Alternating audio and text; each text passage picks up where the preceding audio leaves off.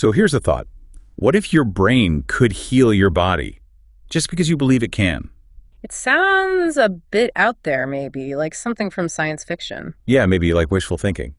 But the science actually gives us some incredible insights into this exact idea. It absolutely does. At its core, we're diving into what's known as the placebo effect today. Right. And put simply, a placebo is basically a fake treatment, something inert, like a sugar pill or maybe a saline injection that causes a real measurable improvement in symptoms. And the crucial part. It works because the person believes it works. That belief is key. Exactly. And this isn't just about feeling a bit better emotionally, is it?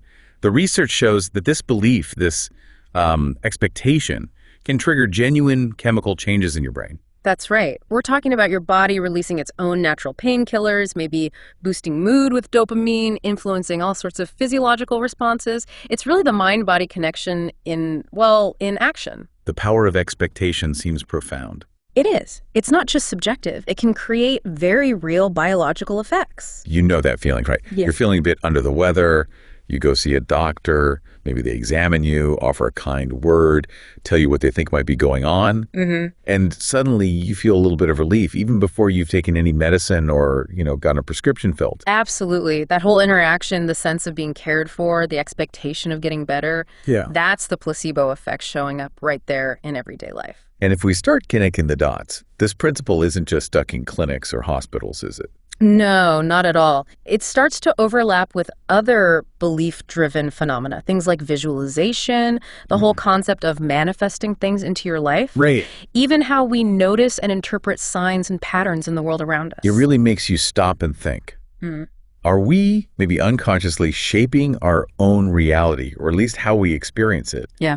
Just by having certain expectations? Could our beliefs be a much more powerful, subtle force than we generally give them credit for?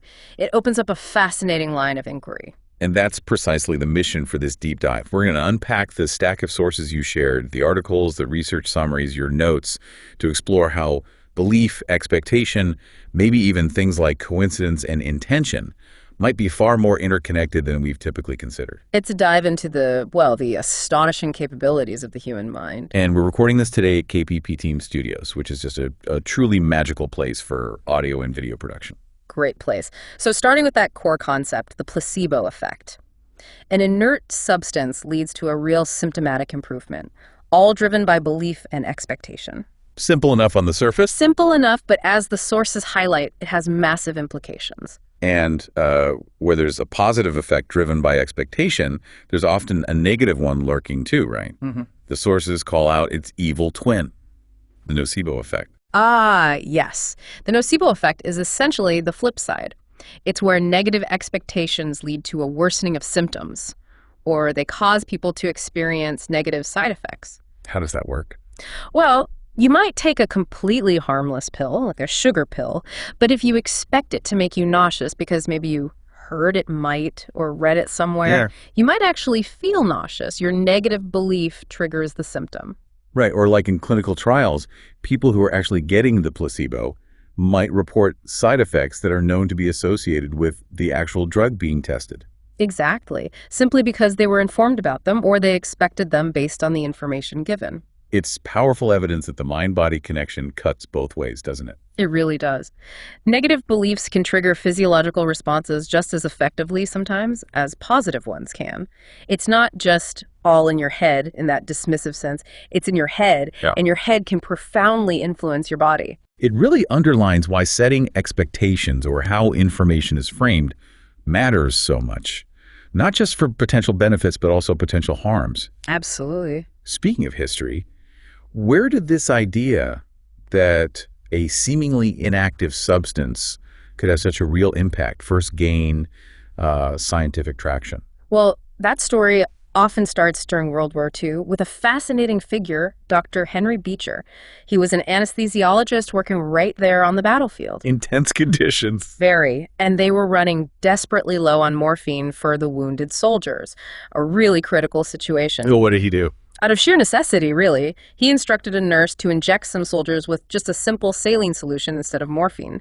But crucially, he told them it was a strong painkiller. And the result? The surprising result was that a significant number, the estimates are around 30 to 40% of these severely injured men reported experiencing substantial pain relief. Wow. Just from saline? Just from saline and the belief it was morphine.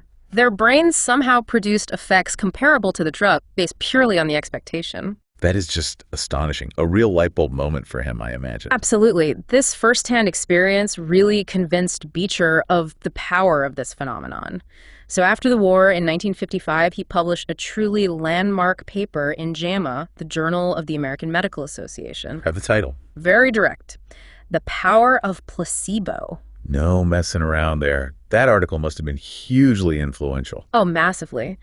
It made a very compelling case that the placebo effect was a real, measurable factor that researchers absolutely needed to account for in their studies. And that led to? This directly paved the way for the development of the randomized, double-blind, placebo-controlled trial, becoming the gold standard in testing new medications. A method designed specifically to separate the drug's actual effect from the effect of just expectation and belief. Exactly. To see if the drug does more than just a sugar pill. It's interesting, though, because one of the sources notes that Beecher also subscribed to something called terrain theory, which was a bit counter to the prevailing medical thought of his time. Yes, he had a more, shall we say, holistic view. Terrain theory, which is often contrasted with Louis Pasteur's more dominant germ theory. Which focuses on external pathogens. Right. Germ theory says you get sick because germs attack you. Terrain theory suggested that health wasn't just about those external invaders. It emphasized the importance of the body's internal environment, the physical, mental, emotional, even spiritual state in determining susceptibility to illness and the ability to heal. So if your internal terrain isn't healthy, the germs are more likely to take hold. That's the core idea. So the notion that your internal state profoundly influences your health wasn't completely new, but Beecher's work on placebos brought a specific scientific lens to how belief and expectation fit into that internal environment. He provided compelling evidence that the internal terrain definitely included the psychological landscape. Precisely. Okay, so moving from that historical context to the biology, how does this belief actually translate into a physical response? What's the science happening inside our brains? It really all hinges on that mind-body access, that connection. Our brain doesn't just passively receive information, it actively interprets our experiences, including medical interventions. And those interpretations trigger biological cascades. Exactly. And this isn't just, vague psychology. There are specific pathways involved. Real neurochemistry. Absolutely. Studies using brain imaging, like fMRI, show that when someone experiences a placebo response, specific brain regions actually light up. We're talking about areas involved in pain processing, emotion, reward, anticipation places like the prefrontal cortex, the insular cortex. So the brain isn't faking it. It's genuinely activated in a different way. Correct. It's actively participating in the process. Yeah. And it releases neurochemicals. Like what? Well, a classic example is the release of endogenous opioids, things like endorphins. These are the body's natural painkillers. Okay. Placebos can also trigger dopamine release, which is associated with reward and pleasure pathways. These are often the very same chemicals that actual drugs might target. So the brain's own pharmacy can be activated just by expectation. That seems to be the key takeaway, isn't it? That expectation is absolutely the critical ingredient. If you expect a substance or a treatment to alleviate pain, your brain is essentially primed to release its own pain-reducing chemicals. It's like, okay, relief is coming, let's get the system ready. Something like that, yeah. And there's also a learned component too, right? Like conditioning. Explain that. Well, think Pavlov and his dogs. We become conditioned over time to associate medical settings, certain rituals, doctors, pills, with the feeling of getting better. So the context matters. Hugely. The sight of a doctor's white coat, maybe that familiar clinic smell, even just the physical act of taking a pill, these can all become conditioned cues that automatically trigger the anticipated healing response, even before the substance itself does anything. It's like the environmental triggers prime the pump for the placebo response. Exactly. And interestingly, the sources mention some cutting-edge research looking at the placebo. Placebo, like genome. Sort of. It's the idea that there might actually be genetic variations that influence how strongly a person responds to placebos. Some individuals might just be biologically predisposed to have a stronger placebo effect than others. Wow, that adds another layer. It suggests it's not purely psychological for everyone. There could be a genetic component influencing how responsive you are. It's a developing area, but fascinating. Okay, so beyond the internal mechanisms, what other surprising factors from the sources seem to enhance the placebo effect? It sounds like not all placebos are created equal. You're absolutely right. The form of the placebo makes a noticeable difference. Like how? Well, generally, injections tend to be perceived as more potent, so they often elicit a stronger effect than pills. Capsules can work better than simple tablets. Okay, that makes some intuitive sense. More intervention feels more powerful. Exactly. And perhaps the most surprising finding in this area is that fake surgery can elicit an even stronger response than injections. Wait, hang on. Fake surgery? You mean like actually cutting someone open but not doing the actual procedure? Precisely that. Sham surgery, it's called. The more invasive, the more elaborate, the more seemingly powerful the intervention, the stronger the expectation of benefit tends to be, and often the greater the resulting placebo response. It's all about the perceived potency. That's a really counterintuitive insight. It's not just about what you take, but how seriously your brain perceives the whole intervention. It seems so.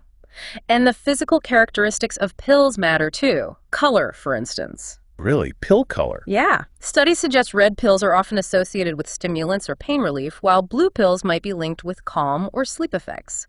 Larger pills can sometimes be seen as more powerful than small ones. And taking 2 pills instead of 1. Can be perceived as more effective, yes, like getting a double dose, even if it's just sugar.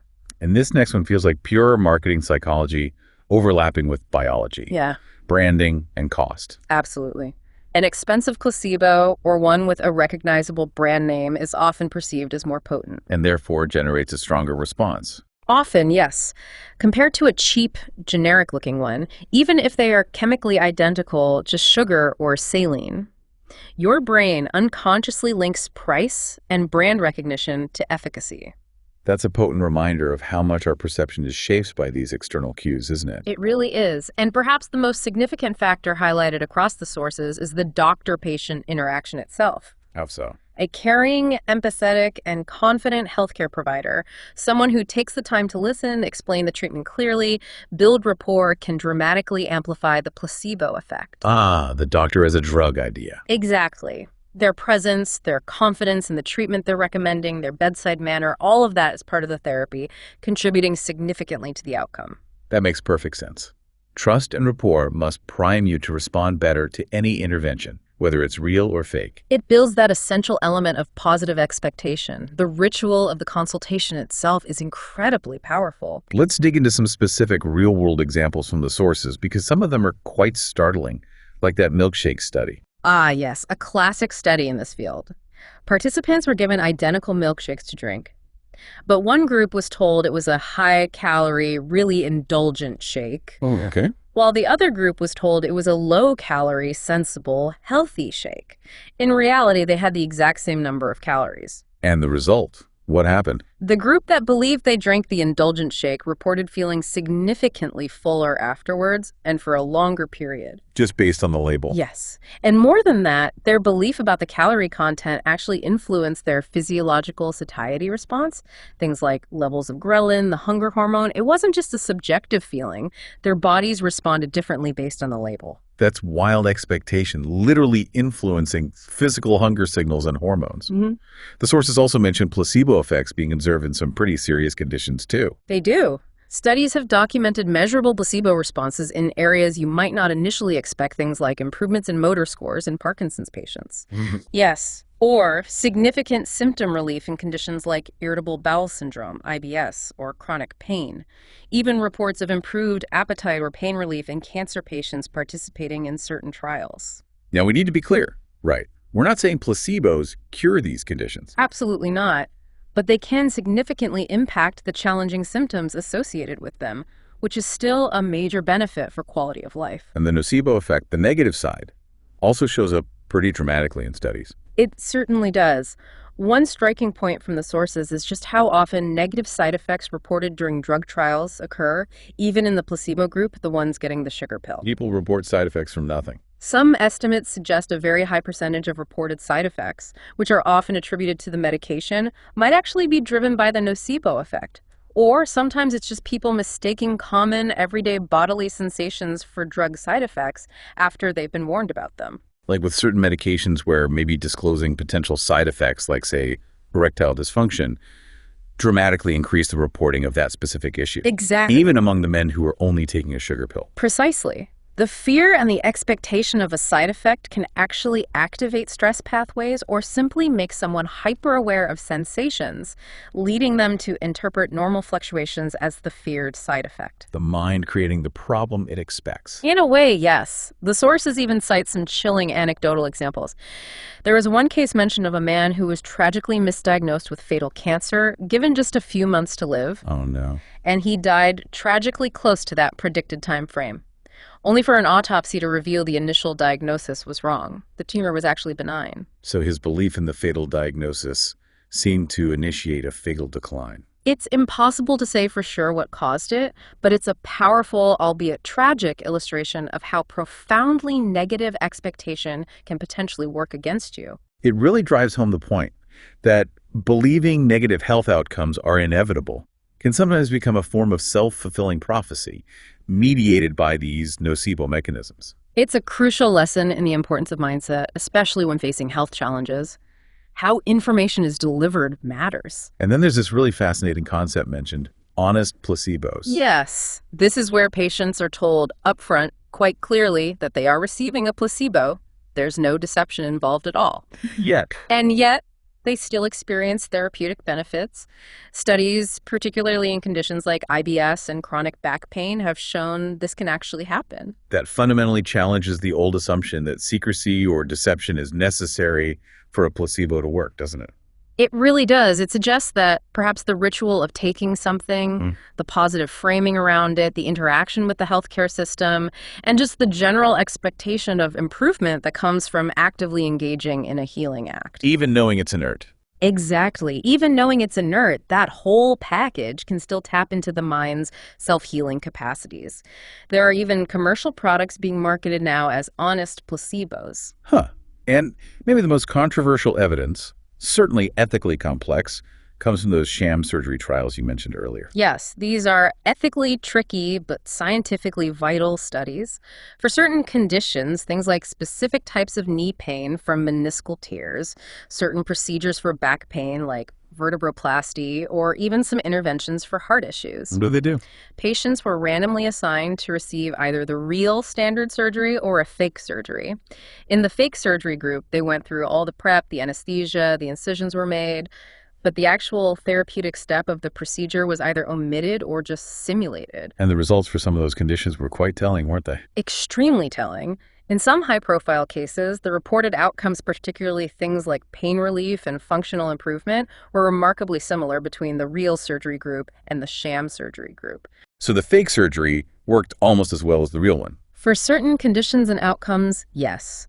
Now, this doesn't mean surgery never works or isn't necessary, but it powerfully demonstrates how much of the benefit reported, even from highly invasive procedures, can sometimes be attributed to the massive placebo effect triggered by the belief in surgery's power and the whole dramatic ritual surrounding it. It really highlights how the experience of receiving a powerful intervention is so deeply intertwined with the physical outcome. One source even noted that some patients in the sham surgery group who still improved felt quite empowered afterwards. Oh, so? Like realizing their bodies had a capacity to heal or improve that they didn't know about, independent of the specific surgical fix they thought they were getting. That's a fascinating angle. It's a powerful reminder that even in seemingly purely physical interventions, the psychological component is always present and always influential. Okay, let's maybe step back a bit from the purely medical context now. How does this placebo thinking, as we might call it, connect to broader ideas we hear about, things like manifesting or the power of mindset? Well, there are definite overlaps in the underlying mechanisms, you could argue. Concepts like manifesting or using visualization or affirmations. Yeah. They often rely heavily on building strong positive expectations, on cognitive reframing, essentially telling yourself a new story about what's possible or what will happen. And they often involve some kind of ritual, right? Whether it's lighting candles, writing things down repetitively, or chanting specific phrases. So it's like using language and visualization and ritual to build a powerful internal narrative that shapes your expectation. Similar to how a doctor's positive framing, where the ritual of taking a pill might work. You could see the parallels, yes. And both rely quite heavily on our natural human tendency to seek patterns. How does that fit in? Well, when you're intensely focused on manifesting something or expecting a particular outcome, you become much more likely to notice and interpret ambiguous events or coincidences as signs that confirm your expectation is working or coming true. Ah, confirmation bias. Exactly. It's confirmation bias at work. Just like someone expecting a placebo pill to relieve their headache might interpret any slight unrelated improvement as proof the pill is effective. That pattern seeking and confirmation bias is such a fundamental way we make sense of the world, isn't it? Mm-hmm. And it clearly influences our beliefs and our perceived reality, whether that's about health or personal goals or anything else. Absolutely. The sources even touch briefly on prayer in this context. How do they frame that? Well, they generally differentiate it from placebo. Prayer is typically understood as seeking intervention from a divine power, whereas placebo is seen as the mind influencing the body's own biology, different proposed mechanisms. Yeah. However, it's noted that both prayer and placebo-like mechanisms can lead to positive healing outcomes or improved well-being for individuals.